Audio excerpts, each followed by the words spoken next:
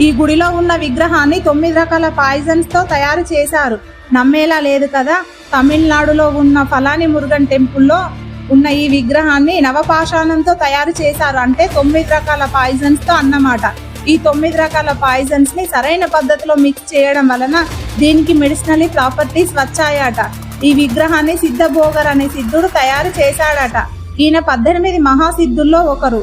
ఈ విగ్రహానికి అభిషేకం చేస్తే వచ్చే నీటికి చాలా రకాల వ్యాధుల్ని నయం చేసే గుణాలు ఉన్నాయట. చాలా మంది తమ వ్యాధి నివారణకై ఈ అభిషేకించిన నీటిని తాగుతారట. ఈ విగ్రహానికి రాత్రంతా చందనం పూసి ఉంచుతారు. అస్సలు నయం కాని వ్యాధులు కూడా ఈ చందనం బాగా పనిచేస్తుంది అని చెప్తూ ఉంటారు. అద్భుతమైన ఆర్కిటెక్చర్ తో నిర్మించిన ఈ గుడికి వెళ్ళడానికి ఒక రొట్టె మరియు విచెస్ ని ఏర్పాటు చేశారు. ఇక్కడ అద్భుతంగా చేసే ఒక పండుగ తాయి పూసం. ఇది చూడడానికి ప్రపంచ నలుమూలల నుండి భక్తులు వస్తూ ఉంటారు. ఈ కంటెంట్ నచ్చితే లైక్ చేయండి.